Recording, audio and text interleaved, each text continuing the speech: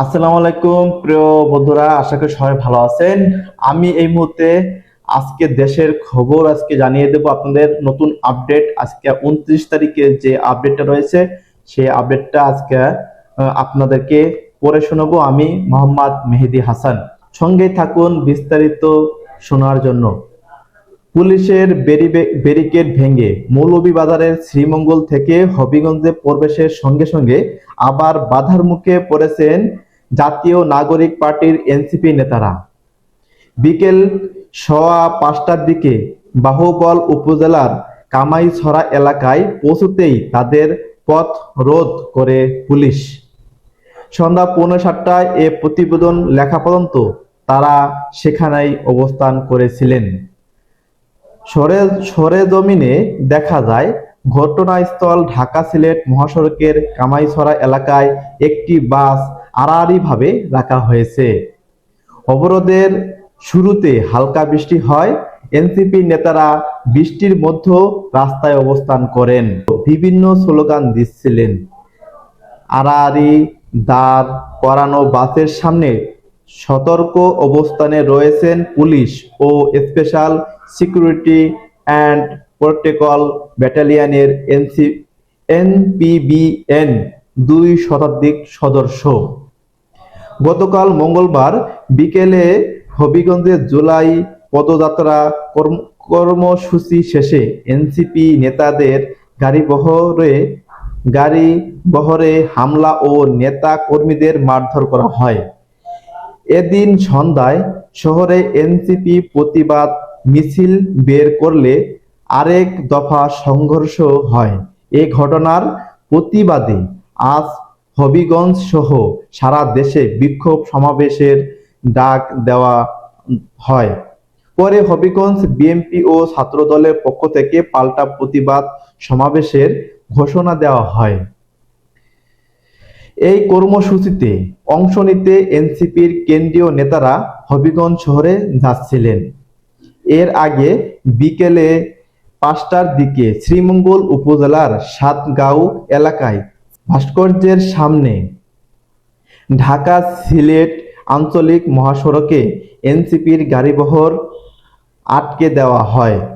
ওই গাড়িবহরে এনসিপির আহ্বায়ক নাহিদ ইসলাম, মুখ্য সংগঠক উত্তরাঞ্চল সারজিদ আলম, মুখ্য সমন্বয়ক নাসির উদ্দিন পাটোয়ারি, মুখ্য সংগঠক দক্ষিণাঞ্চল হাসনাত আবদুল্লাহ, জাতীয় নারী শক্তির সদস্য সচিব মাহমুদা মিতু সহ কেন্দ্রীয় নেতারা উপস্থিত ছিলেন। এর আগে হবিগঞ্জ পৌর শহরে বেলা 3টায় সমাবেশের ডাক দেওয়া এনসিপি একই সময়ে পাল্টা কর্মসূচির ঘোষণা দেয় হবিগঞ্জ জেলা ছাত্রদল।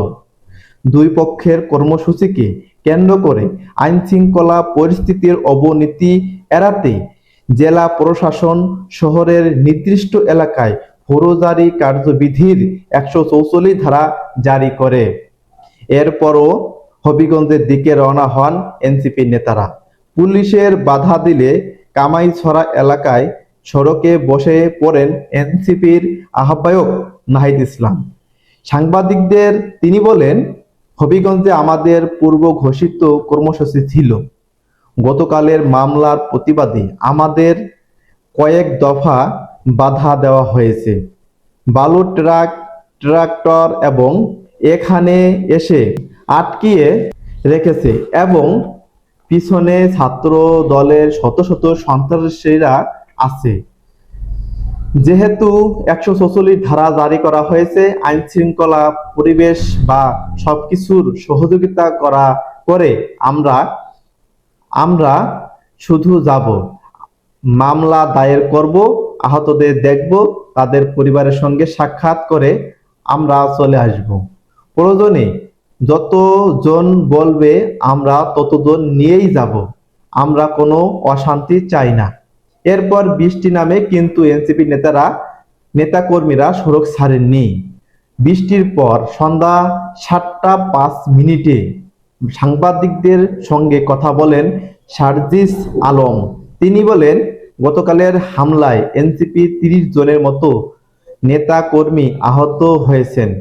সেখানে প্রতিবাদ মিছিল করার জন্য যাচ্ছিলেন, কিন্তু বারবার পুলিশ বাধা দিচ্ছে। শেষ পর্যন্ত পুলিশকে বলা হয়েছে গতকালের ঘটনায় মামলা করার জন্য এবং আহতদের দেখার জন্য হবিগঞ্জে এনসিপির মাত্র 5 জন নেতা যাবেন, তাও যেতে দেওয়া হচ্ছে না। এই ছিল আজকের খবর। পরবর্তী খবর দেখার জন্য আমন্ত্রণ রইল। সবাই ভালো থাকবেন, সুস্থ থাকবেন। আল্লাহ হাফেজ।